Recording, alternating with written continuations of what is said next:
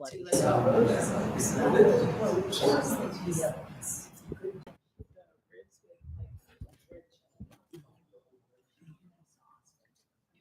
I don't think this was posted anywhere. It's not common. Testing is working now. We are good to go. You're working. Yes, I can hear it. Right? Can you hear it? I heard you. It's coming on. Too. So this. Must be vacuumed.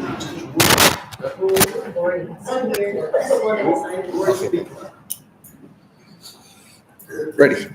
Alrighty, thank you for coming here. We're having a special meeting today at, on Monday, October 20th, considering a proposed amendment to our land use ordinance, Title 18, in specific with its historic preservation regulations, necessary in meeting state Mexico certified local government qualifications. We'll start out with the Pledge of Allegiance. I pledge allegiance to the flag of the United States of America and to the republic for which it stands, one nation, under God, indivisible, with liberty and justice for all.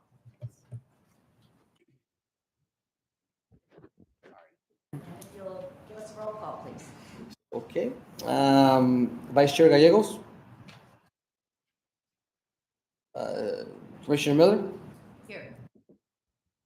Chair Walkinshaw? Commissioner Mulvihill? Present. Commissioner Oviar? Here. Commissioner Paz? Present. And Commissioner Lucero? Commissioner Miller, we do have quorum, and Vice Chair and Chair Walkinshaw, Vice Chair Gallegos and Chair Walkinshaw are not present tonight, so Commissioner Paz and Commissioner Lucero will be filling in.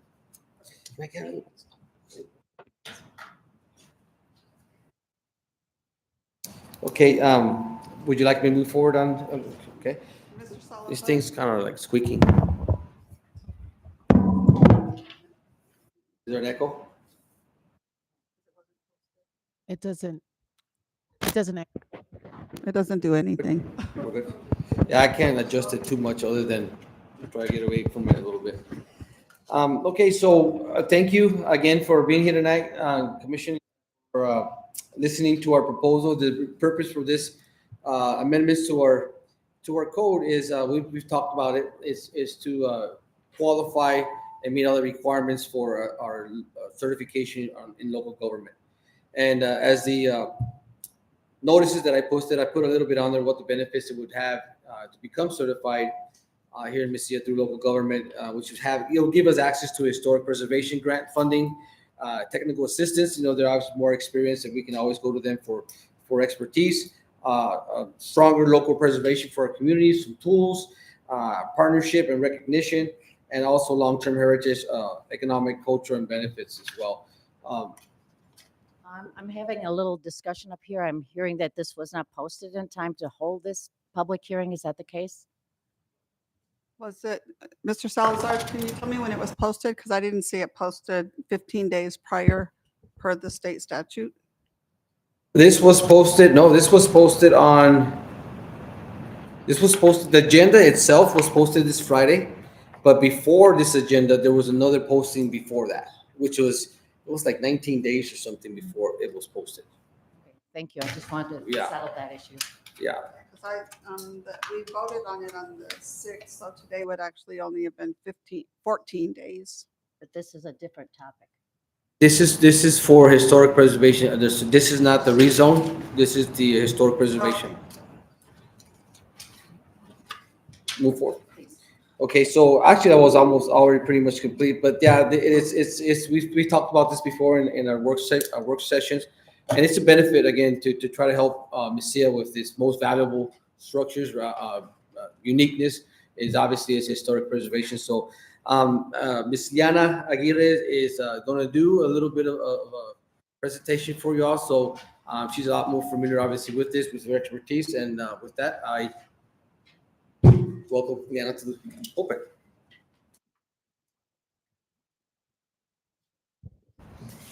All right, good evening. Oh, this is good evening, commissioners and residents. Thank you for coming and being here with us today. Thank you.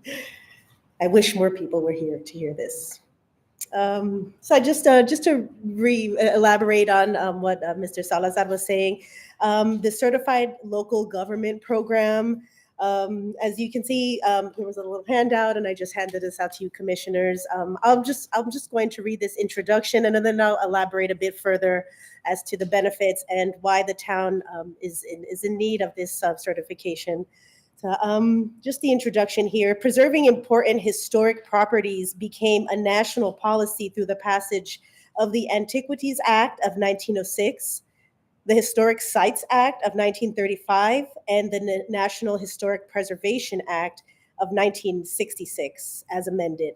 The National Historic Preservation Act instructed the federal government to assist local governments in expanding their historic preservation programs and activities. The National Historic Preservation Act, however, provided no opportunity for local governments to be formally involved in the National Preservation Program. The 1980 amendments to the National Historic Preservation Act provided a specific role for local governments to be involved in the national program by establishing this certified local government program. So he had, Mr. Salazar has hit on some of the benefits of this certified local government program. It goes beyond funding, really. I mean, funding is an awesome benefit we can have. A lot of the funding comes from offshore drilling at this point. 10% is allocated to every state, and then every state will distribute that 10% amongst their CLGs within the state. So that's how that works. Unfortunately, I'll tell you forward now is that after a conversation with our state historic preservation officer, the deputy, there is not funding right now through the program itself. However, there is a historic preservation fund that is available, and there are other resources that the Historic Preservation Division in New Mexico, out of Santa Fe, that they also forward these grant opportunities to us to help us with that cause. So just to recap, the certified local government, it's an optional, but it's also an optimal means for effectively preserving our historic properties here, especially here within the town of Mesilla. And we receive this assistance from the Historic Preservation Division, along with partnerships with the National Park Service. We're offered this, as I was mentioning, Historic Preservation Fund assistance, but this is also making an agreement. It's the town making an agreement, a legal agreement, stating that we are going to preserve our historic properties. If you read the Historic Preservation Act of 1966, it's almost like a declaration and saying, the historic properties are one of the most truest and most important things to our culture and to maintaining these historic properties and heritage as well. It also establishes a level of credibility for a local historic preservation program by following state and federal preservation standards. So we'll be using a lot of the Secretary of the Interior standards for preservation, and they're already in our code if you haven't familiarized yourself with them. But these are the standards for preserving, and this is what we will be held to with this certified local government certification. With these, we incorporate all these into our municipality and the federal and the state preservation programs with hopes that this can help the town. And I'm also saying not only help, but motivate the town to develop a strong local preservation plan. It offers benefits, and we're also offered tools to carry out the preservation for preservation activities overall. The grants can also help us that we're able to receive.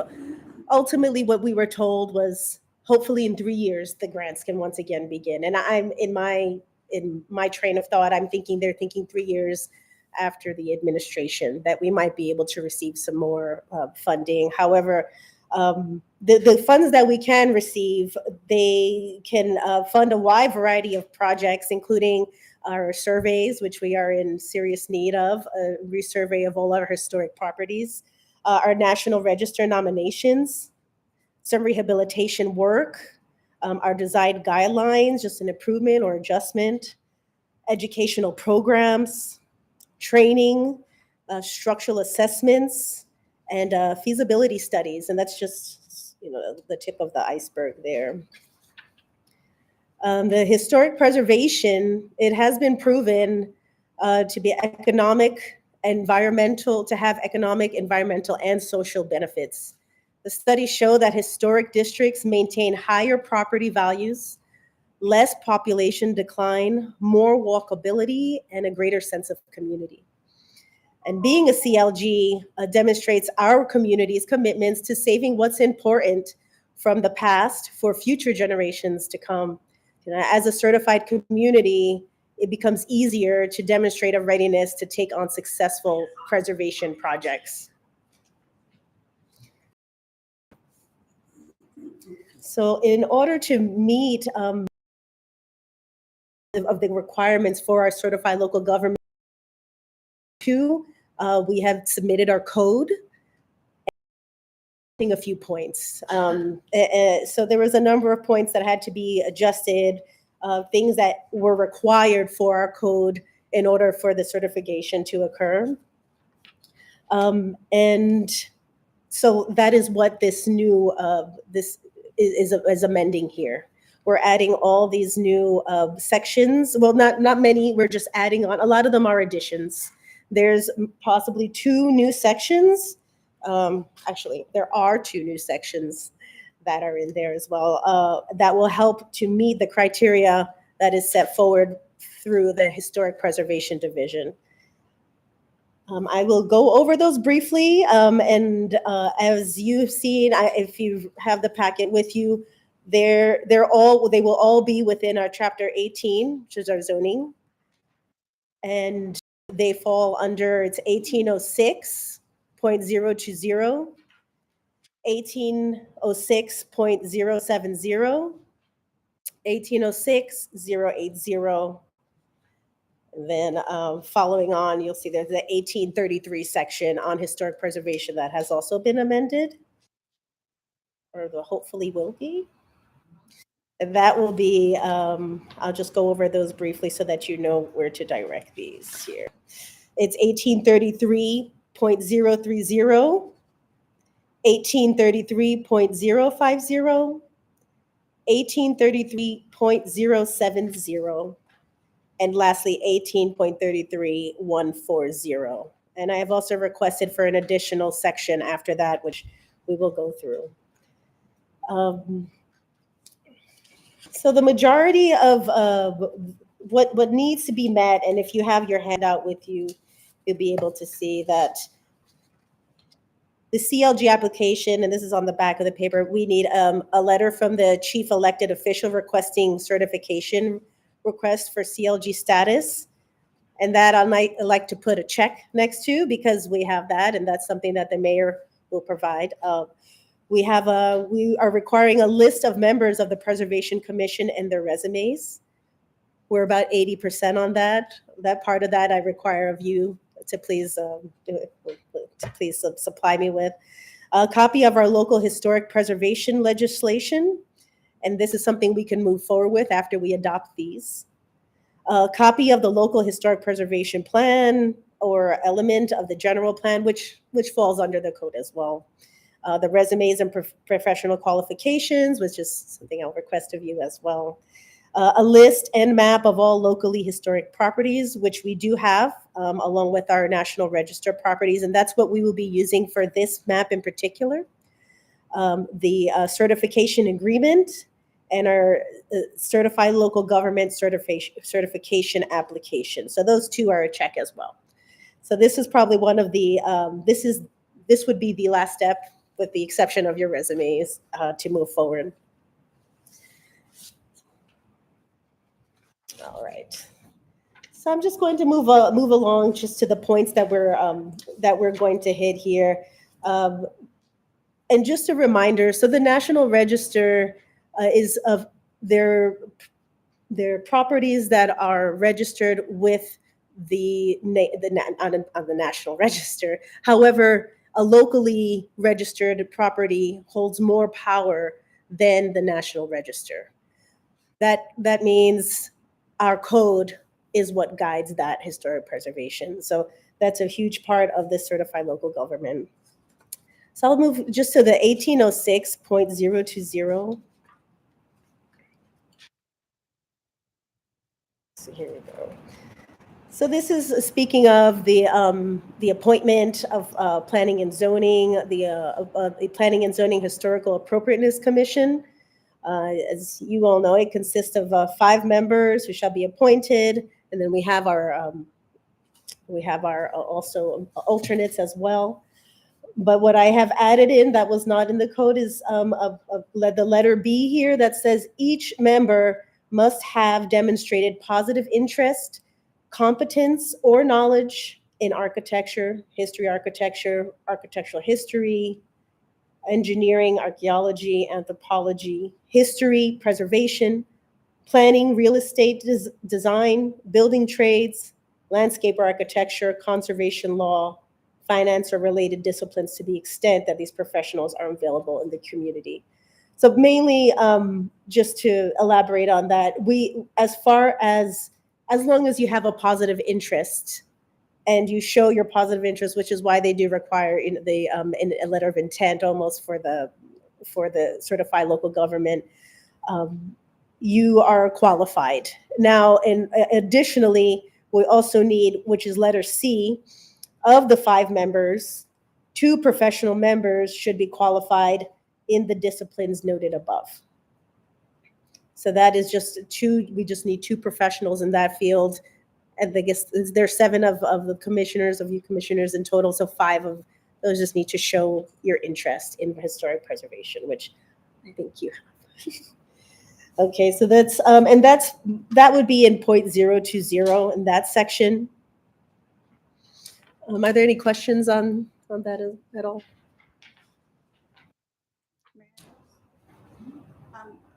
Talking on C, what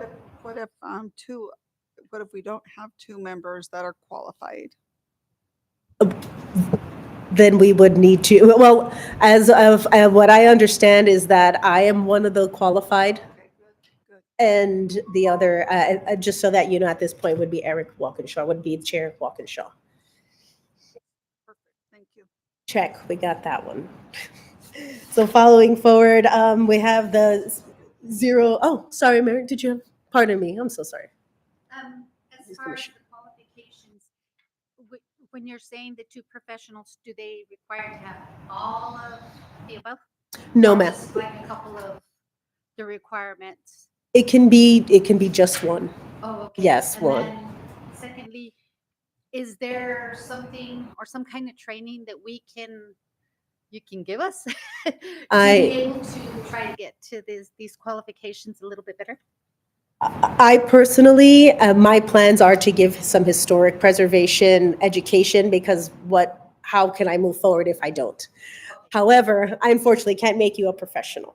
But I can. Educate us in what we need to know, what to look for. Absolutely.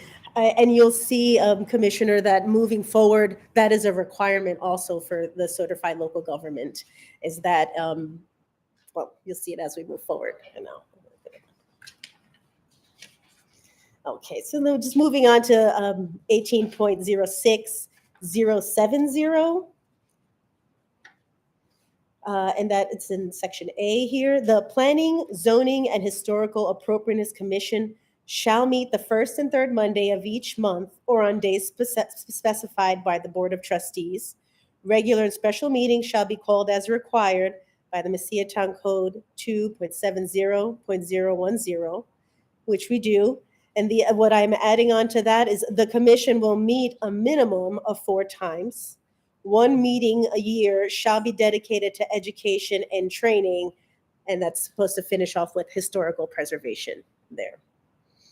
So we've already had that first. They want, the Historic Preservation Division wants a number we're definitely meeting more than 4 times a year, but they like to look at that as you're definitely having 4.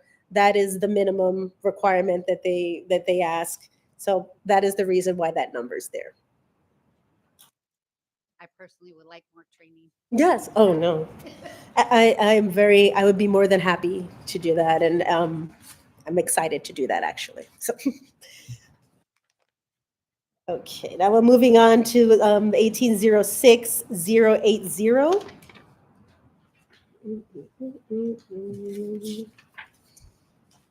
Oh, did I skip that one? Sorry, I may have highlighted one. Oop.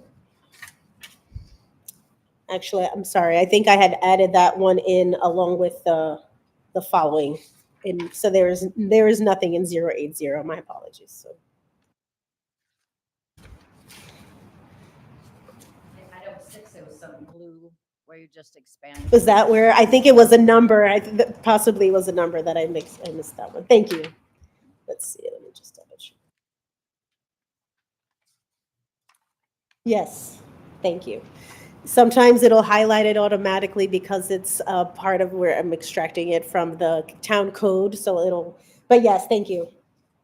Just this is exercise item 6. Pardon me, just to retract here in 18.06080. Item 6, as Commissioner Miller stated, was that exercise such power, authority, jurisdiction, and duty not inconsistent with this code and incidental and necessary to carry out the purposes of section 319.2 and sections 321.1 and through 321.26. It was the 26 that was just the adjustment. And now in retrospect, that was just an automated blue that it did. So yes. And, I think there's so many acronyms that happen in here, and I think it's hard for people who aren't always, or educated. But just to let you know, the NMSA 1978 is the New Mexico Statutes Annotated. So it's a great resource if you'd like to know a little bit more about the New Mexico law. Okay, so now thank you for that, Commissioner Miller. We'll be moving forward here to 1833-030, the authority.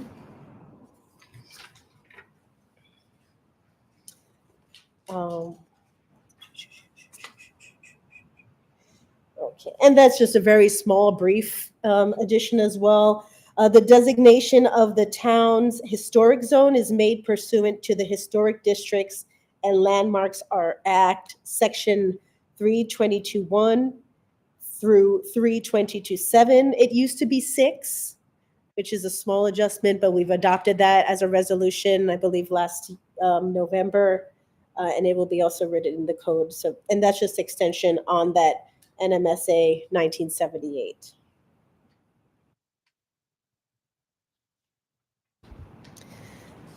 I've also added a set of definitions. I believe with every change or addition, it's important to put these definitions for clarification.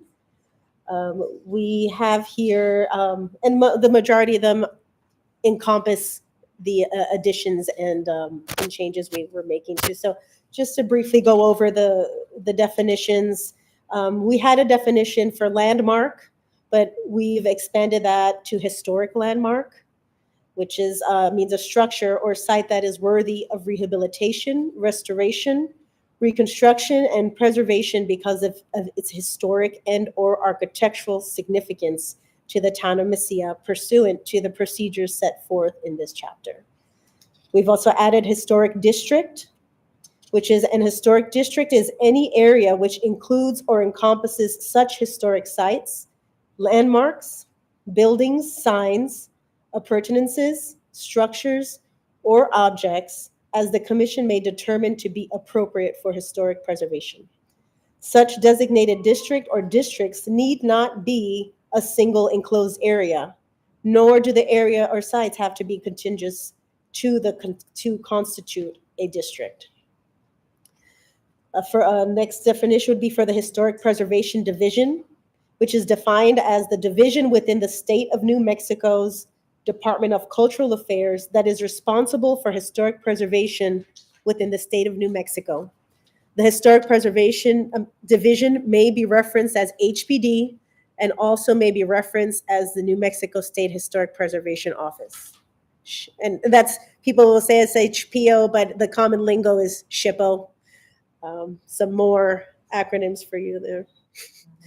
Then we'll add it on locally designated or local designation is defined as designation by the town of Mesilla as a historic landmark or historic district pursuant to the procedures set forth in this chapter. Then there's another one, the NMCRIS, that's what we call this one, the New Mexico Cultural Resources Information System. And that is defined as a state of New Mexico-wide online database of cultural resource information maintained by the Archaeological Records Management Section, which is ARMS, of the New Mexico Historic Preservation Division. Moving a bit further down, we've defined owner consent, which is the act or result of reaching consensus and agreement through reason and deliberation by the owners of real estate when historic designation is proposed at the suggestion of another party.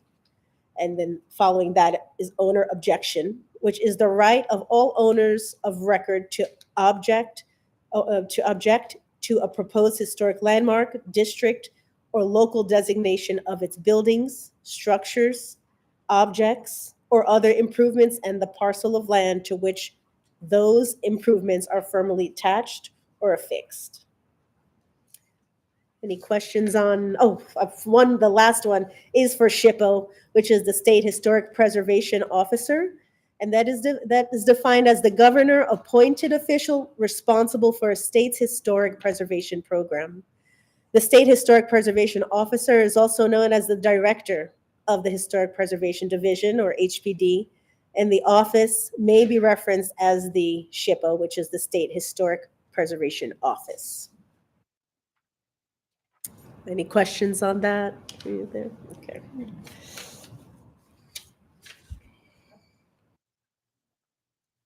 All right, so moving forward. Now we'll be moving to the section 1833-070, the powers and duties of the Planning and Zoning Historical Appropriateness Commission relating to historic preservation. And leading to A there, we're conducting and maintaining a survey of historic buildings. So I'll just retract here because it sounds we're just alone. So in addition to the powers and duties stated elsewhere, the Planning and Zoning Historical Appropriateness Commission shall take action necessary and appropriate to accomplish the historic preservation goals of this chapter. These actions may include, but are not limited to, conducting and maintaining a survey of historic buildings, landmarks, districts, places, and areas, and preparing a plan for their preservation, inclusive of a survey standard for historic properties. Then following B, recommending to the Board of Trustees the town of Mesilla's designation of historic landmarks and historic districts and properties with potential for local historic designation using the corresponding form. And just that we, the commissioners, that you're aware, I have completed a form that for local historic designation, where anyone, including yourselves, any group, is able to locally designate historic properties. And just this is how it will begin, almost like a catalog, our own compilation of historic buildings, just as a national register you would do with the National Register. Okay, and then we'll move down to letter I here. It's also limited to attending educational programs covering the historic preservation duties of the planning and zoning and current developments in the historic preservation. There will be, at minimum, one regular meeting set aside for informational or educational purposes per year, pertaining to the work and the functions of the Planning and Zoning Historical Appropriateness Commission. Meetings notification shall be sent to the HPD in a timely manner so that they may attend such meetings and or provide information. Reporting about HPD and grant funding shall conform with fiscal accountability guidelines in the Certified Local Government Manual, Grants Manual, and to maintain the Certified Local Government certification status. And I think that's a huge benefit to us to have the state, to SHPO or the Historic Preservation Division come down and engage with our community to also describe what the benefits may be. There's a topic when you're a registered property, you're able to get a tax credit, and that is a great benefit that I think a lot of the residents don't know of. But hopefully, I'm working on getting our SHPO to come down and have a meeting with us and with the town to explain these benefits and hopefully motivate some more people. Just following to letter J, participating in the nomination of properties to the State Register of Cultural Properties, the National Register of Historic Places, and of locally designated historic places. And then I added one more section there, or excuse me, one more section down where it says an annual report of the Planning and Zoning Appropriateness Commission, Historical Appropriateness Commission, shall be reported to the State Historic Preservation Officer. And this includes the number of cases reviewed, new designations made, resumes of commission members, schedule of commission, attendance records, all commission minutes. The report shall also document the educational and training efforts of commission members. The report shall be due within 60 calendar days of the end of each fiscal year. Submittal of this report is required to maintain the town CLG status. And I believe as Mr. Salazar mentioned our last meeting, I become members of a few of the national preservation organizations. And that is a great learning opportunity for me and for all the commissioners. And I would really love to share that with you. You're also able to attend webinars to that, which is another great opportunity. And the emails, there's a lot of conferences as well with them. So, and that's just the minimal of that. There's a lot of benefits as being part of these, being a member of these organizations. One of the newly added sections that I've put, which I've labeled 18.33.071, where are the survey standards of historic properties. And we're starting with A, and I'll try to go through these. But just were there any questions about the previous comments? No, tell me later. And I just want to thank you all for hearing me out. I know this is a little wordy, a little lengthy, but please, if you have any questions, let me know. So with the survey standards of historic properties, we want to start with A, and inventory efforts shall conform with and be coordinated with the new Mexico Cultural Resource Information System, which is known as NMCRIS, utilized and maintained by the Historic Preservation Division. So we'll be using the same survey standards along with the same survey standards that the Historic Preservation Division is using. This way, it's easily translatable to them as well. Surveys shall utilize the Historic Cultural Properties Inventory Act. The Cultural Properties Inventory Form, which that's known as a HICP, and be required for each property surveyed. So the HICP is also another form, tons of acronyms, sorry. That form is also a form utilized by the Historic Preservation Division. It's a bit less technical than the NMCRIS, but it does a great job on elaborating surveyed property. The HICP forms shall be created for all properties that are designated by the town of Mesilla and be periodically updated to reflect changes, alterations, and demolitions. HICP service forms shall be completed by the historic preservation professionals who meet the Secretary of Interior's professional qualification standards, which was under that act of engineers, planners, historic planners. So those are the professional qualification standards. And you can find those on the given website if you're curious. And then finally, the survey and inventory materials shall be maintained securely and be accessible to the public except when confidentiality of site information is mandated through 18.6.11 NMSA and the Archaeological Resources Protection Act, 163 USC 470 HH.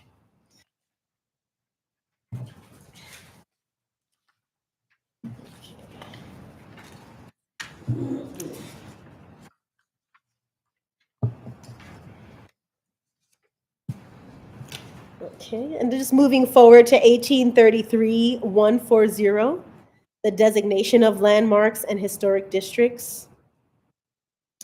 The Planning and Zoning Historical Appropriateness Commission may study a property or an area in order to make a recommendation on whether it qualifies for designation as a locally designated historical property, a historic landmark, or a historic district.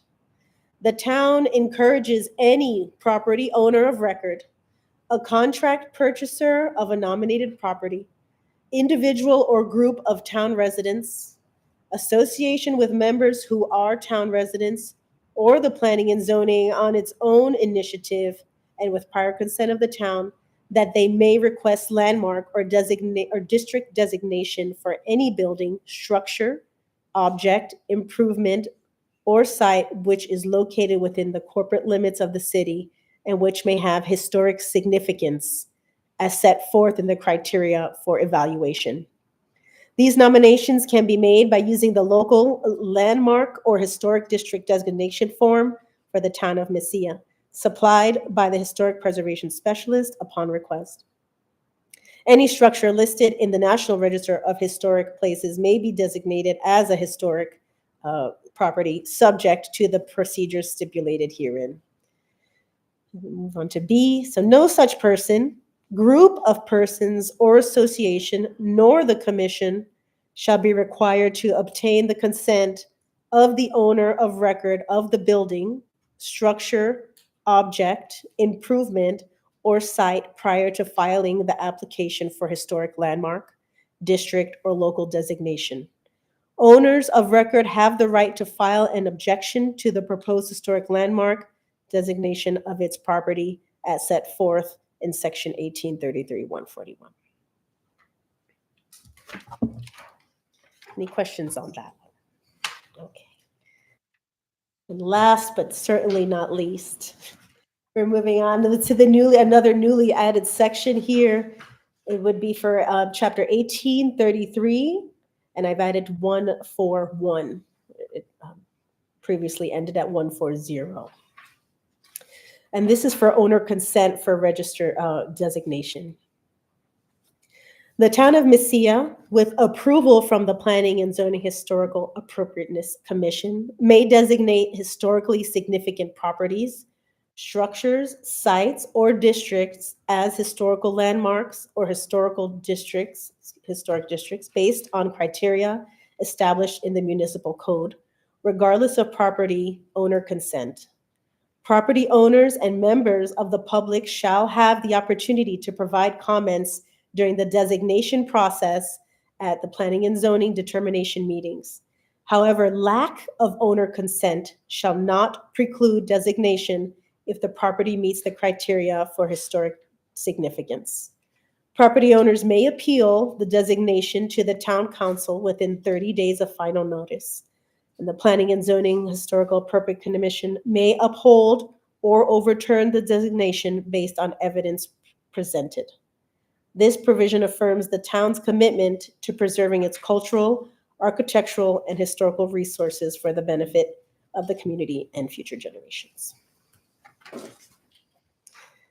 So it's a lot. Yes, my pleasure. I just have a quick question on the, when the property owners, if you nominate that building and they don't want it to be historic, but yet we can do that, then what happens or they appeal it? Is the decision made before we look at it as in this section that's newly added? Because the other one said that you can appeal it, but it didn't say what would happen if it was said, it's okay, we don't have to make it a historic part. I'll elaborate on something, then you tell me if I'm answering your question. Okay. What is able to happen is anybody is able to nominate a local designation. After that, the case or the nomination form will be brought forth to the commission, and it would be either approved or denied. And this is all on the basis of significance and integrity. The commission has to find it with enough significance to make it a historical property. However, if the owner appeals and says they do not want their property, then that would also be brought forth in front of the commission. And then the designation. Okay. And then Thank we would you. vote again on the appeal. Yes, correct. Yes. Yeah, my pleasure. Right, please. Will it at any time at that point go to the board of trustees, or would that come back to planning and zoning? For the Approval or denial? approval, it would be brought forth to the Board of Trustees afterwards as a final, as a presentation almost. Yeah. How we do after we have voted upon it, then it'll be brought forth just for a final determination. Any other questions?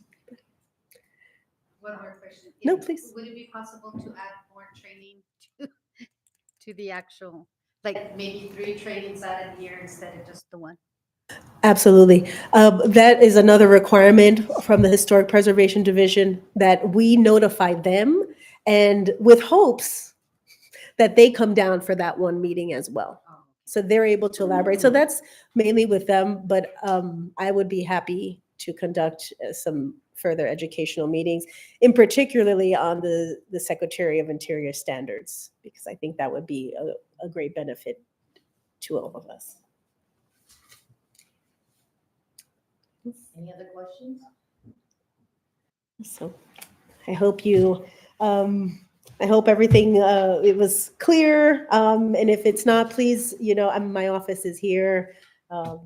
Please feel free to discuss with me, but it's a great opportunity for our town. I think we're in dire need of a movement on historic preservation, and it would benefit us greatly. So, How many resumes are we missing? I only have Eric's. I know there's some, and I guess I assumed that our application for the position was I consider that my resume. No, it's awkward when I try to access it, or my file in particular, it doesn't allow me to do Okay, it. well, It seems like it I expired. asked because Yes. I'm guilty as charged. Thank so- you. Yeah. And Okay. yeah, and what I would say also is to submit your resume, and I think a cover letter or just a tiny few phrases showing your interest or your desire for historic preservation with the town. That way it can solidify things a bit more with the Historic Preservation Division here. So, Okay. okay. With that being said, are you gonna send us an email to remind us or something? As soon as we get your emails ready. But no, I'm actually really excited to get your emails going, because I want to begin just, we can't do this if we're not educated. We can't make the correct decisions. We can't see the big picture if we're not on the same page. So that would be great. I'm looking forward to it. So, thank you all so very much. It's a pleasure. Thank you, Commissioners. It's 5:51. Let's just go straight into our. Commissioner Miller, keep in mind, this is a hearing, so we mean and make known that we can give the floor or any comment to anybody in the community that either wants to support or object these proposed changes. Is there anyone in the public who'd like to make a comment?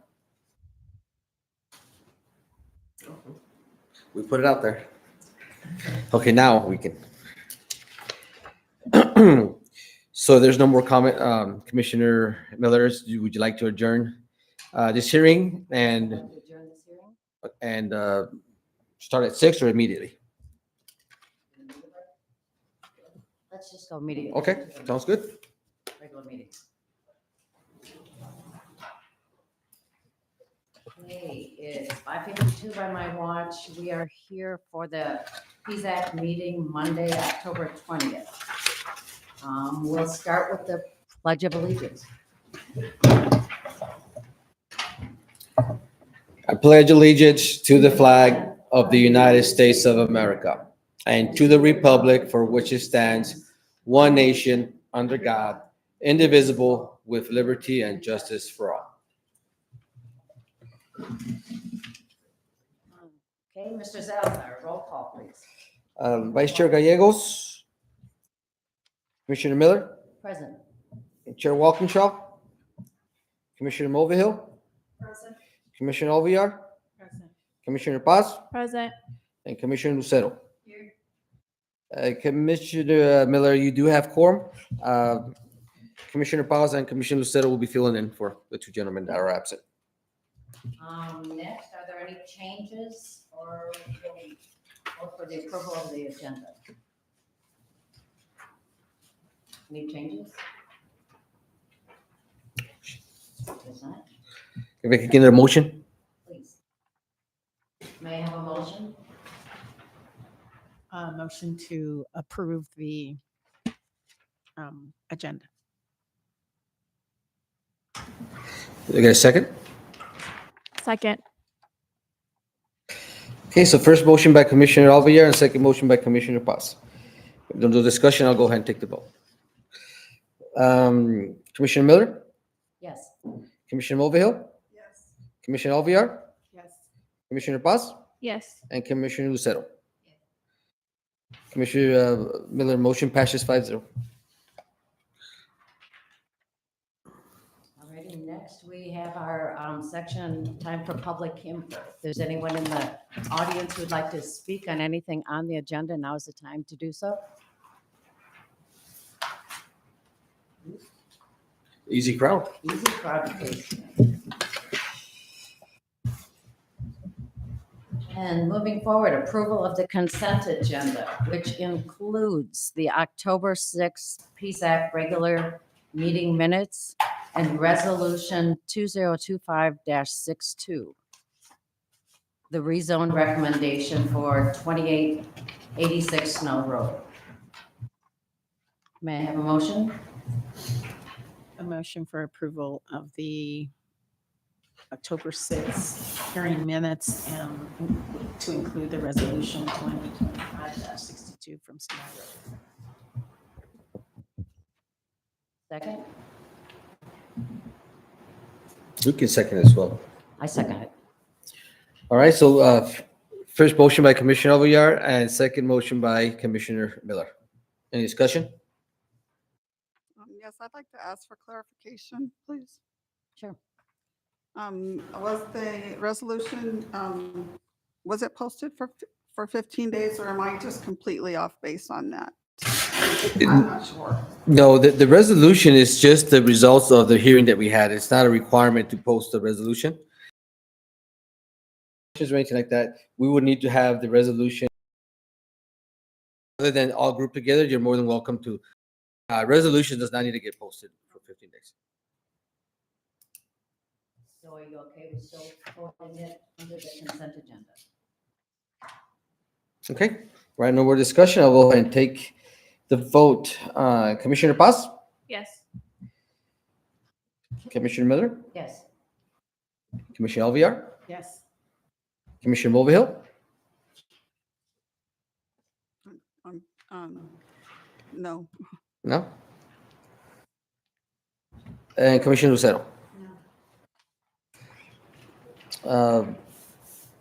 Commissioner Miller, motion passes 3-2. All right, thank you. Moving along, item 6, action and consideration. Item A, local government, amendments to the Messiah ordinance are presented during the public hearing. So you need another motion. I make the motion to approve the certified local government amendments to the Messiah ordinance. Second. Okay, first motion by Commissioner Alviar, second motion by Commissioner Miller. Any discussion? Mulvihill, right? Yeah. Yes, what, did I say Miller? Yeah. Oh, I'm sorry, I meant to say Mulvihill. I didn't know it was you.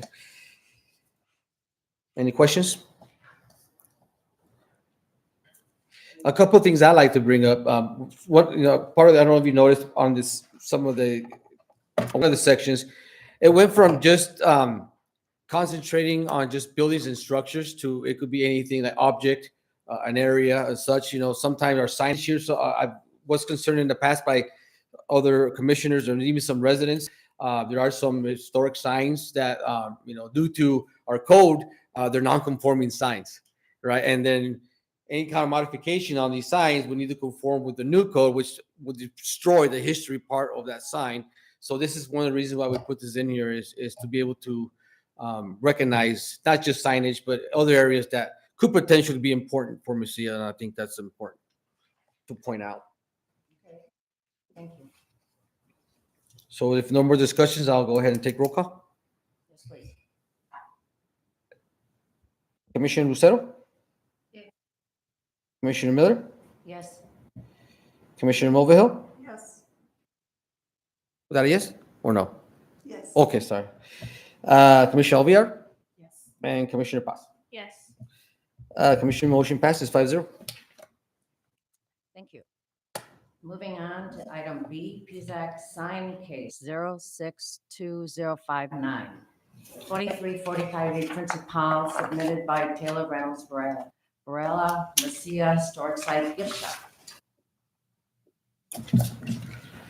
Requesting approval to install a sign on existing projecting bracket mounted on the wall. Eddie? Do I make the motion before you talk? Yes. Right? I make the motion for approval of case 062059 submitted by Taylor Reynolds Barella, Messiah Historic Site Gift Shop. Second. Okay, first motion by Commissioner Alviar, second by Commissioner Paz. Discussion. Now you can say something. You don't want to say nothing? Oh, I thought you needed it. No, I just wanted. Okay, okay. I read all the information. Oh, yeah. All right, well, I'll go ahead and just give you a real quick recap. This is at sign case number 062059. It is at 2340 Calle de Principal. Was submitted by Taylor Reynolds Barella, Messiah Historic Site Gift Shop, requesting approval to install a sign on existing projecting bracket mounted on the wall. The zone is historical commercial. Mr. Matthew O'Reilly's from New Mexico Department of Cultural Affairs Historic Sites Division has submitted a request for a sign to be mounted on existing projecting metal bracket at the Barella store. The sign is consistent with the other signs mounted at the museum. The sign is approximately 28 inches by 9.45 inches and made out of lumber with vinyl covering. The sign is a total of 2 square feet. No lining is proposed for this sign. Messiah Town Code 1865-150, Section A. It must be at least a minimum of 7 feet off the bottom of the sign needs to be a minimum of 7 feet off the sidewalk. Messiah Town Code 1865-150B1 allows projection signs to be a maximum of 4 feet from the wall out. And Messiah Town Code 18.65.150B2, the maximum of square footage of a sign is 8 feet of a projecting sign. The application, sign dimensions, design, locations on building, and street view have been submitted. The picture of the sign and the area is going to be placed at the back of your packet. Any questions? No, I'll go ahead and take roll call then. Commissioner Lucero? Commissioner Miller? Yes. Commissioner Mulvihill? Yes. Commissioner Alviar? Yes. And Commissioner Paz. Yes. Commissioner, motion passes 5-0. Alrighty, item C, Pzhac case 062060, 2290 Calle de Perion, submitted by Felix Armijo. Would you tell us about it, Ed? We have to make a motion, so I'm Yep. making the motion for approval of Thank you. case number 062060 on Calle de Parian, application submitted by Felix Armijo. Second. First motion by Commissioner Alviar, second motion by Commissioner Miller. I mean, mobile. All right, again. Sorry, my apologies. Starts with an M. I know. It's good when the people are absent. I have to scratch it off, and it kind of throws me off of. All right, so this is case number 062060. Locations at 2290 Calle de Parian. It was submitted by Felix Armijo. He is requesting to reopen an old door that is sealed right now. Currently, there's an existing frame, or it looks like a doorway, but it's just a door placed in for cosmetics use, really not for physical really use. So he's requesting to be able to move that out. The door is a little bit narrower than the rest of the other doors. I did consult with Miss Liana Aguirre here as far as the design and the structure and the winding he's requesting to wind that door for EDA requirements. And the consensus was the agreement between us and any fire and all of us when we reviewed it was that it does need to make ADA requirements, but at the least you can go from 32 to 36 inches on a commercial door, and then it's requested that Mr. Armijo only widens the door up to 32 inches, which is the minimum, so that it doesn't damage, puts little effect in the existing building and not, remove more of the building that's necessary, put it that way. Mr. Amigo is looking to open an exterior door, old doorway into one of his commercial spaces. Currently this door is in place of an old opening that has been filled in. The new door will be similar to the other 4 doors of his commercial building. The door will be wood with wood pane windows to match the other doors. He will need to open the old door way wider. That is previously approximately 36 to 84 inches was his request. But again, I'd like to request or put a condition that the door be up to the minimum ADA standard, which I believe is 32 inches.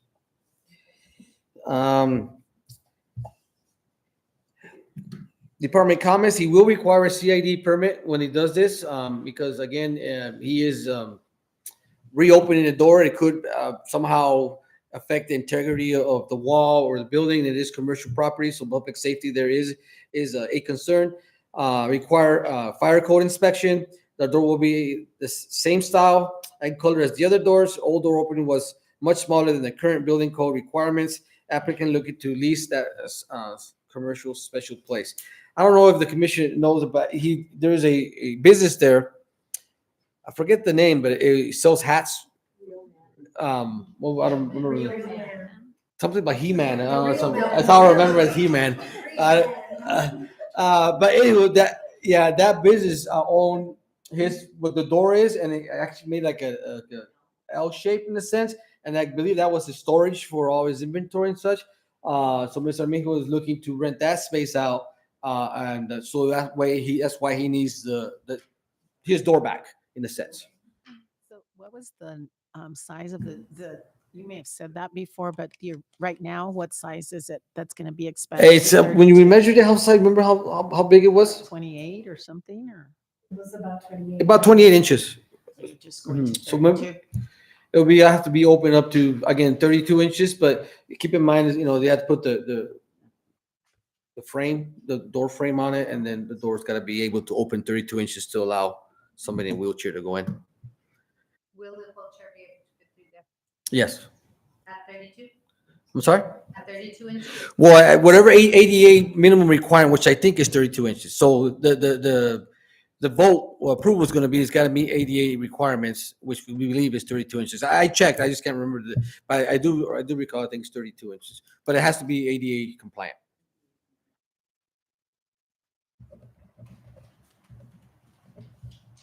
Any other questions? I have none. Anyone else?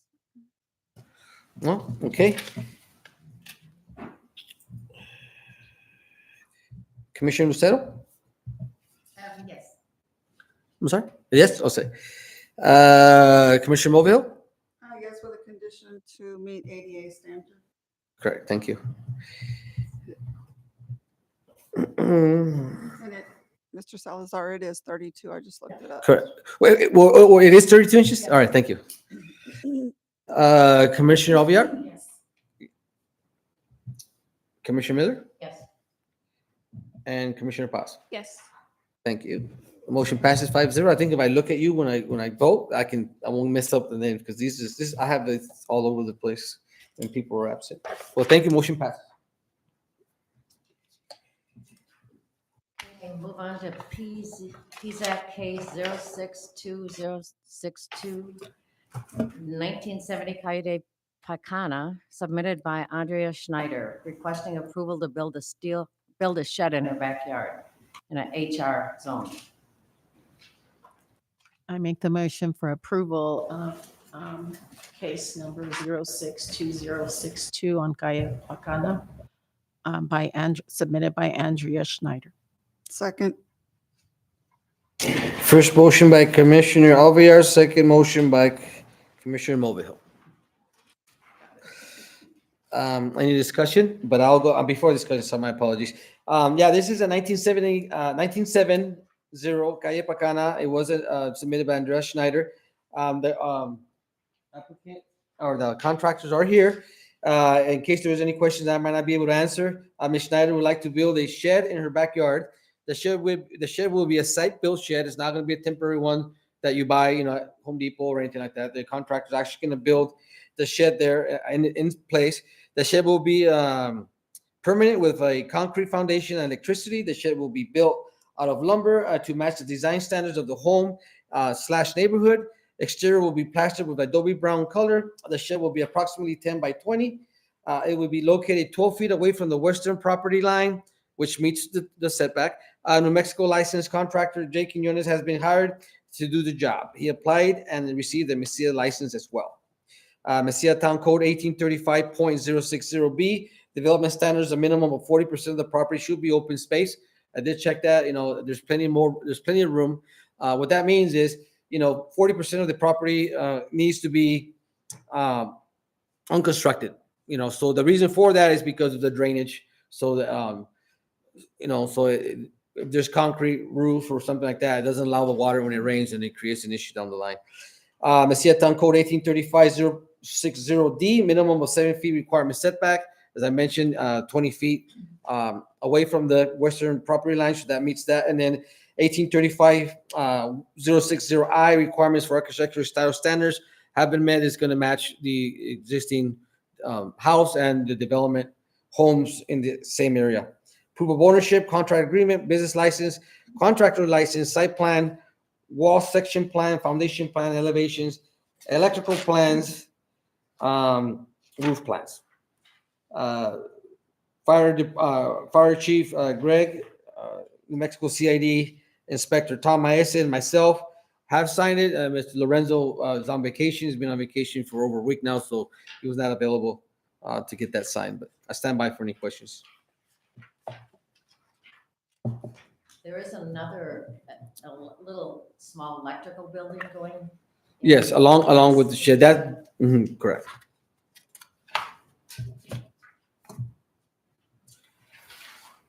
I have no questions. Okay, no questions. I'll go ahead and take roll call. Commissioner Paz, Yes. Commissioner Alvear, Yes. Commissioner Mulvihill, Yes. Commissioner Miller, Yes. and Commissioner Lucero. Yeah. Commissioner Miller, motion passes 5-0. From here, then it would need to go to the Board of Trustees for final approval.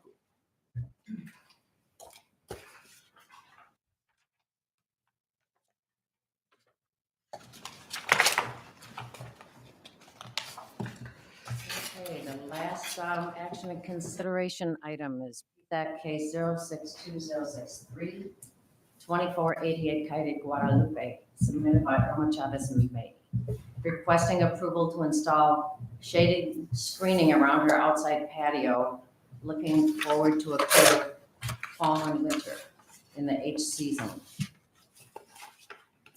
Yes, and to be quite honest, I was kind of like up in, does this need to come to the commission? Is this a structural thing? You know what I mean? So me, I just err on the safe side, right? I don't really think this is a case that really needed to be brought up to the commission, but it does change the appearance. But I mean, a lot of businesses do that when the weather changes and they add some screening. I just wanted to make sure that I presented this one, but in the future, these types of requests probably won't be necessary for an applicant to wait 3 weeks for approval, right? So anywho, the reason why, again, is brought up because I want to not to be on the same page for one and err on the safe side. So yeah, basically there is a patio, already existing patio. The frame was already there, and she wants to put a screening, which is the color is there is in the tan is going to match the building. It's earth tan brown, if you want to call that, and is also going to have some cutouts with some plastics on the windows to be able to see, out. And again, most businesses do this for weather to kind of help a lot of the customers sit outside in the patio and continue to enjoy their beverage or their meal in a sense. And this is at Madeline's, and stand by for any questions. I'm Mr. gonna Salazar, make a we need motion. I'm gonna make a motion. Oh, nobody made a motion yet? I jumped the gun on that one. My bad. Gonna- Let me redo that all over again afterwards. No. I tried, but you started talking. Motion for approval for case 06-2063 on 2488 Calle de Guadalupe. Second. First motion by Commissioner Alviar, second motion by Commissioner Mulvihill. Any discussion? You want me to repeat myself? No. No? So All right. The support rods are already up. Yes. Yes.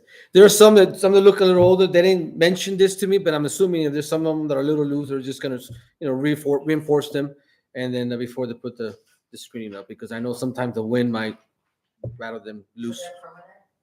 The racks are the screening is not. Mr. Salazar, do you know if the windows will be part of the screen, right? Yes, correct. Okay. All right, I'll go ahead and take the vote. Commissioner Paz, Yes. Commissioner Miller, Yes. Commissioner Alviar, Yes. and Commissioner Mulvihill. Yes. Commissioner Lucero, did I mention you already? No, not yet. No. Commissioner Lucero? Yes. All right. Motion passes 5-0. Great job. Yeah, we're moving on to item 7, discussion. 3100 Snow Road, requesting a review of legal access to the property, Mateo Road.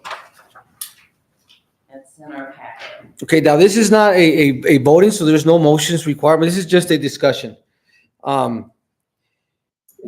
There is a property, if you look at the packet, at the very, it is at 3100 Snow Road. It was submitted by Greg and Jennifer Gifford. Requesting review of legal access by a vehicle to their property. And the reason why they're doing this is because before they invest any money, time, and such, just like many other cases where it does get costly, they want to, they requested that we review their property and to make sure that they do have legal access to it before they, again, have a architect and an engineer design their home and subdivide their property. The reason why they question it is because it is at the very end of Di Mateo Road, and there is an ingress-egress to Di Mateo Road. All the properties that are lined up from Snow Road on the north side. His property, if you look at the warranty deed, and that is a memorandum of real estate. It's gonna go. I usually number these, but special warranty deed here, and there is mention in this warranty deed that it says, thence leaving the south right of way line of the real drain along the north line of Di Mateo Road, a 30-foot wide ingress, egress, and utility easement. Okay. Now, it mentions that easement, that's a 30-foot road, but it doesn't mention if the ingress egress is the real drain, or is it the 30-foot road? Is it the one going towards Snow Road? So the way the deed is, he wanted to make sure that the commission agrees that it is a 30-foot road at the Mateo Road to Snow Road. So that way there's no, in the future, there's not going to be any dilemma saying, well, no, that's the wrong ingress, egress. And of course, we cannot approve a subdivision or a lot split or even the residential site built if it doesn't have legal access. That is our main goal, is that property needs to have legal access. with that's with article with that.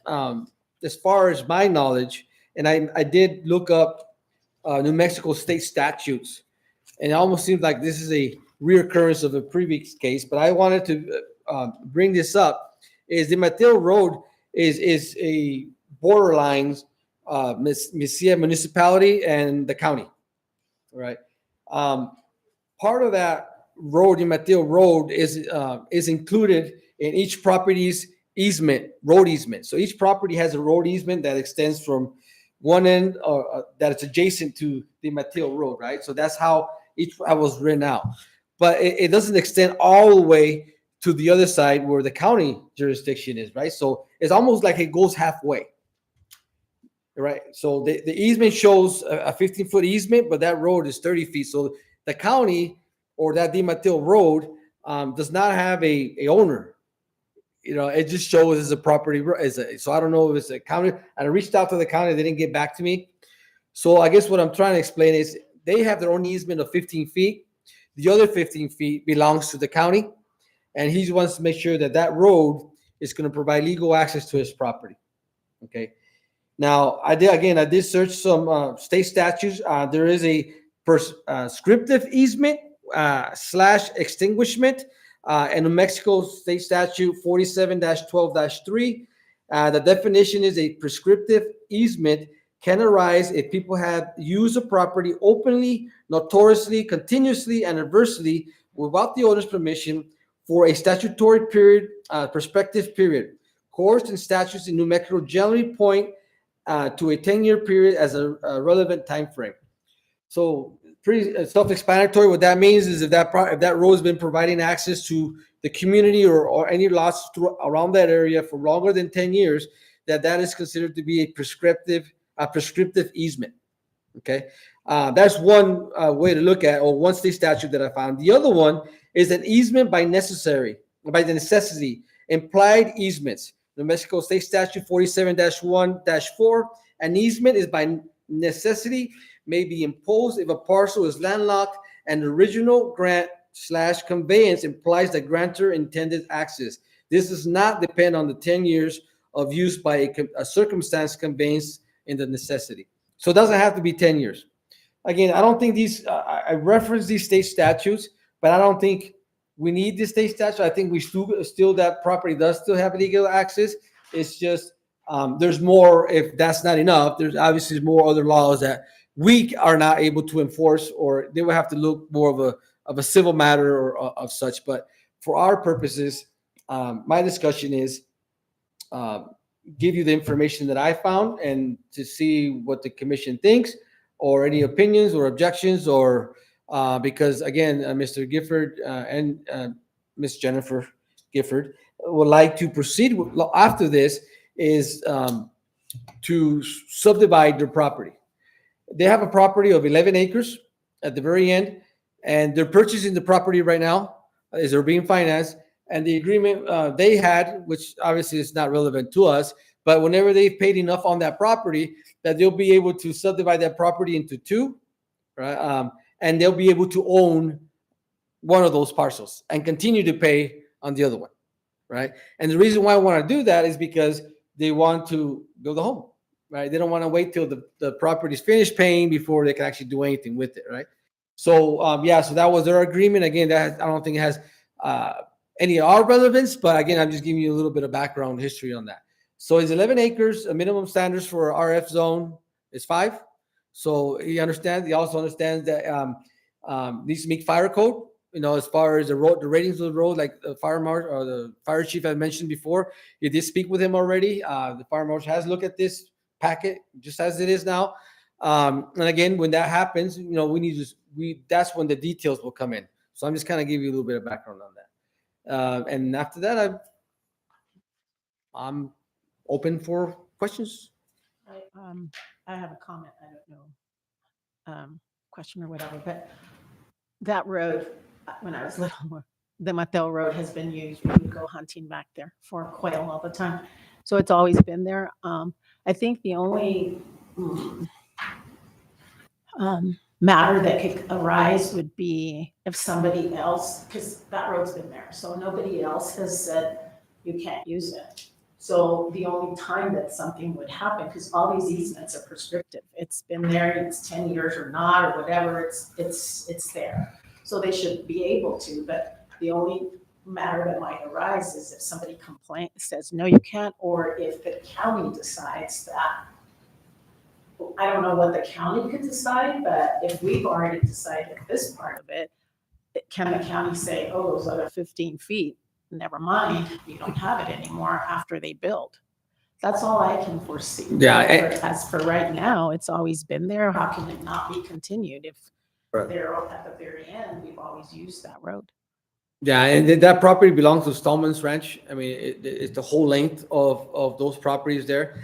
And I did reach out for that. I also reached out to EBID, New Mexico EBID, because it does cross the drain into their property.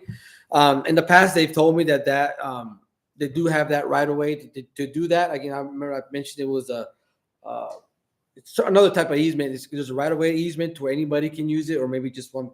So yeah, there's an easement for that. For those drains, I just want to confirm that particular crossing was okay with them.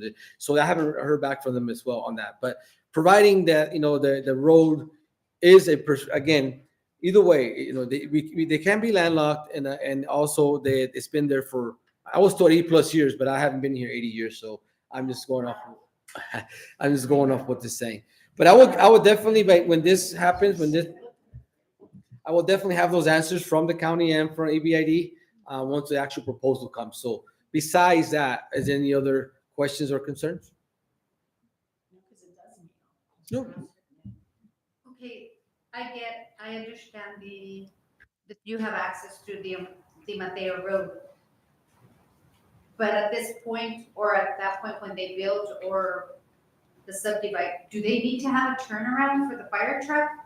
Like, because I don't see, are they gonna go around the block, or how is the fire truck gonna come back out? Yeah, we had the little bit of training on that on the conference, right? You can't get that. I don't understand. We're eager. We're trying to picture and stuff. We're going to take one step at a time, right? The very first thing we need to do is make sure they have legal access. Once that legal access is established, then the subdivision request will come in, and those are the kind of questions that we're at. But yeah, the fire did speak with them. It's got to be rated to 75,000 pounds of gravel, the compaction. The engineer's going to have to go there. Their turnaround, all that stuff would have to be in compliance for sure. Maybe even a fire hydrant all the way down. I don't know. So it will be. Right now, we just want to make sure we establish legal access to it. So we have actually no control of what the county will say later, though, right? I mean, hopefully they never change that, but we don't have any control over that, right? No, we don't have any control, but I will confirm that the county is going to be either in writing somehow that we are going to be able to use that road. I mean, we can't agree to give legal access if half of that road is not ours, right? So, but again, if it falls under these two other state statutes legally, again, that's not our purview, right? So they still have legal access to it. But I will confirm before that. Because I asked the county one time and they said, well, that's not our road. I'm like, well, that's not ours either. So nobody really wants the road. Nobody wants to maintain it. I don't know. But maybe Stallman's Ranch has their own easement. Maybe that's the 15 feet belongs to their, and maybe I would have to reach out to them. So again, this is just all discussion. So good stuff. Good questions. Yeah, I'd like to see all that solidified. Yeah, of course. For the people that are going to do this. Yeah, I'm just kind of at their mercy that if they don't answer, they just like call and emails. And I usually like emails because I like to have it in, not that I don't trust anybody, but sometimes these things we require some type of writing. Assessor's office has excellent records. Mhm. Yeah, they had to go because of all the easements. Yeah. We don't have, or we do have. Yeah. It's and they'll help you figure out. Sure. Yeah, a lot of times I'm starting to learn that. I enjoy doing those kinds of things, but it's time. It's usually the applicants. That's their burden, right? So I'll be like, hey, I need this, I need this, I need this. You give me these other 3 things, and then I'm sure they'll be more than willing to provide those information. At least look into it, because I know they already consulted with an attorney, and just to kind of figure out, what the steps and rights that they have and such. So yeah, so I'll definitely get with the applicant and get those before moving forward. Any more Cool beans. discussion on this? Any other questions? Alrighty. Next item is commissioners/staff comments. I would like to ask how the training went. I remember. You are asking me or the other? I thought the training, matter of fact, what I'm gonna start doing, I thought about it too late, is every time we go to these conferences, I wanna put together some kind of summary of what we've learned or what I've learned, right? Because sometimes it depends on how you look at things when you're learning. What were Commissioner Lucero's giving me the nasty look. But again, I like to put something to try to be as unbiased or biased as possible. So I don't mean just information. And I know they have the presentations that they said they were going to put online. I already called them up. It's not online just yet. So I'll have to wait a little bit. Maybe for our next meeting, I'll hand out those packets. But the first topic was food trucks. Food trucks as far as Las Cruces food truck ordinance. One of the past presidents, Adam Ochoa, did the presentation, and he talked about food trucks, what the pros and cons of food trucks. Made me realize some of the things, what a impact a food truck would have on the community. So kind of gives you an idea of that. So that was again, I will put all this in writing, and I'll give it to you also with the board of trustees. The other topic was I have them all written down right here. The other topic was temp RV parks and tiny homes. What kind of led me to other questions was, and this was presented by a Tiffany, I think it was. Was it Tiffany? Trisha. It was Trisha, and this Trisha from Carlsbad. And it kind of made me think, well, they have that issue there, but because there's a demand for oil, right? All the people are going to work, and so they have huge amount of space that they're being used for temporary RV parks. And it just blew my mind of the impact it has on Carlsbad itself. The water usage, the power, gas, the enforcement part of it, it brings a lot of, so I mean, yes, it creates some kind of revenue, not as much as I think they should be bringing in. I think they charge like $4 for a RV hookup and $10 to get a RV yard of I don't know how many. 5 years. Yeah, 2-3 acres for 5 years, one-time fee of $10. So I would be like, well, why don't you charge? I'm thinking already, hey, and the reason why I do that is because I look at the other side. What is it going to take to maintain, to regulate, to enforce, right? So you need to bring something with you if you're going to have to be babysat in a sense, I guess is my best terms. So anywho, I'm not saying it's a bad thing, but just again, it made me look at those kinds of things, and it made me think, oh man, I guess our problems are not as bad as theirs, because you look at Carlsbad, you don't see it. Carlsbad is a beautiful city or town, and the park, and they got a great stuff, but they do have that issue that they're working with, and they did the bridge. So I thought that was kind of interesting in itself. Another thing they talked about was tiny homes. One of the things I do want to bring up with that is tiny homes is getting more and more popular. Okay, along with barndominiums, right? With the make them out of homes that look like a barn. They were metal buildings in a sense, more like a kit that you buy and just kind of put them together. Much faster, cheaper to erect. Shipping containers. I think I brought this in. So all these things, again, we need to be proactive before these applications start coming in. The town of Mesilla, especially here in historic zones, residential zone, we don't have a minimum size for a home. Somebody can say, I want to build a 200 square foot home and live in it like they're trying to do now. I mean, we don't have done something like that in our ordinance. Now, providing our ordinance states if it's not to stay in our ordinance, it will have to be treated a case by case. But then it becomes more of a controversy. So it's best to kind of try to be proactive and try to put these regulations in place before that happens.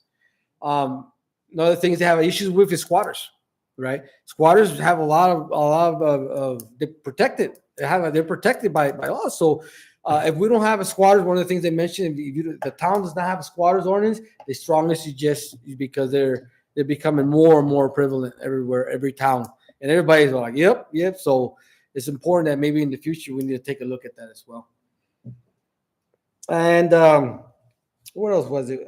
Nuisance abatement. It was really good. Ms. Liana mentioned something that I didn't even think about. It's like we had a real good section of we had mock trials, and then they put us in a group and they give us a case and we kind of worked together, and the speaker kind of questioned us and stuff like that. So that was pretty cool. But what got my attention is I'm like, it would be real good for a code enforcement officer to actually being able to go and listen to those kind of trials. And yeah, Bernardillo has a hearing officer now. Something that we talked about in the past. Hearing officers are good, I think. They bring you more down to at a municipal level rather than a civil rights level, right? It's easier to deal with private property civilly, as a civil complaint versus a criminal complaint.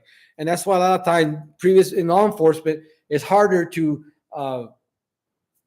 charge somebody because you're very focused or making sure that their civil rights were not violated, right? Like due process and illegal search and seizures and all these kinds of things. So when we bring it down to a civil matter at our level as a property, it becomes much faster, compliant, and for both ends. So that's the third, maybe even fourth municipality that they're starting to head that way, and I think that would be good, especially for Mesilla with the COG and all this other stuff. I think would be pretty cool.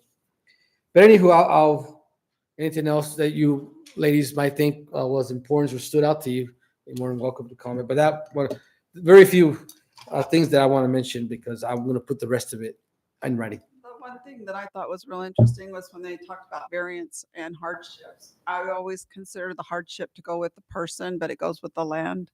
And that the hardship doesn't have anything to do with the family. Correct. No, I mean, and it states in our code, it can't be self-inflicted, right? Right. It's kind of like saying you're gonna shoot yourself in the foot and you want to complain because I mean, what is a hardship? It has to go with it.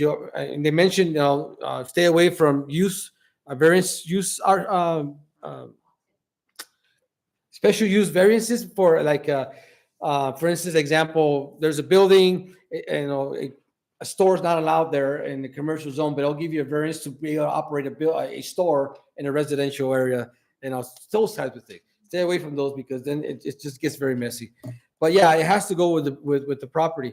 What we considered a slope, maybe you got 5 acres, right? And half of it's sloped down to the point we can't build anything on it. You might ask for a variance to say, hey, I only have 1 acre of level property. Can I get a variance to be able to build or something like that, right? So yeah, the variances do have to be goes with the land. Now, again, it's always subject to interpretation between the commission and the board of trustees. So, yeah, I think that was pretty cool. Anything else? Red River is beautiful, by the way. It is gorgeous. The trees at this time of year, the color, it's a beautiful, beautiful place. And they had an 8 o'clock curfew. 8 o'clock curfew, which I think I violated every night. I'm like, I didn't even know that till the end. It's crazy. Anything? On the street, you could do whatever you wanted. No. All right. That's all I have. You have anything else to mention? I just think, no, I think if we're able to go to those conferences, I highly recommend everybody to. It's a great experience and it's so relevant to everything that we do. And one thing Eddie brought up, because there were a few missing speakers, he's like, you should do it on historic preservation. But I think an added historic preservation topic to that would be amazing.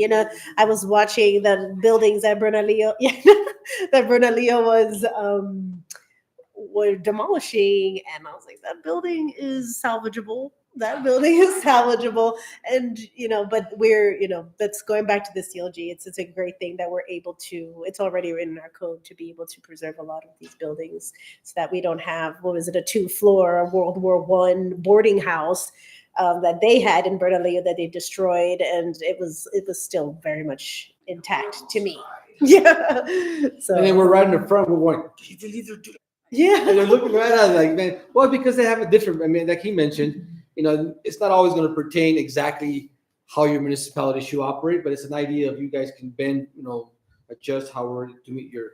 And I imagine to them, they have a lot of squatters and they have a lot of abandoned buildings that they just want to clean.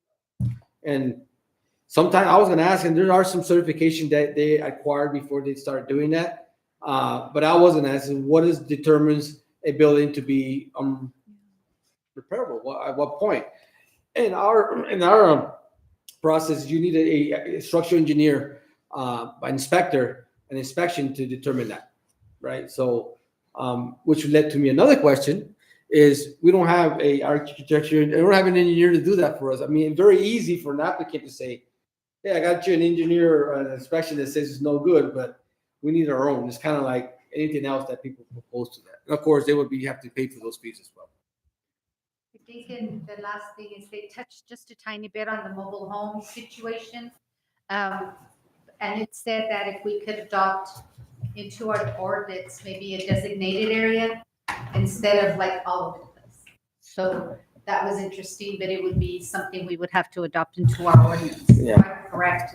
Yeah, it's kind of, you can't deny them, but if you designate an area, you're more prone to, to be able to kind of coordinate how, Monsieur is laid out. That's what the planning and zoning does, right? But yeah, so it's hard because when you're there, you just soak into. I apologize because whenever you're the messenger, you lose a lot of that stuff. I mean, you all been there, right? You all been there, and being there it was a good training. I enjoyed it. Nothing? Ready to adjourn. Everybody say aye. You don't even got a vote. Bye. All right, meeting adjourned. Thank you all very much.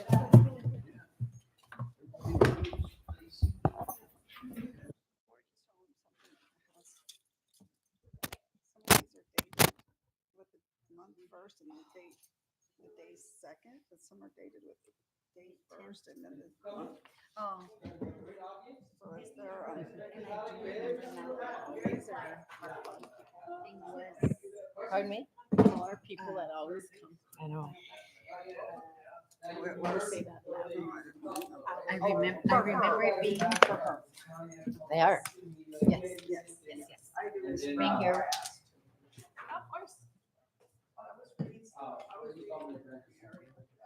Oh, okay.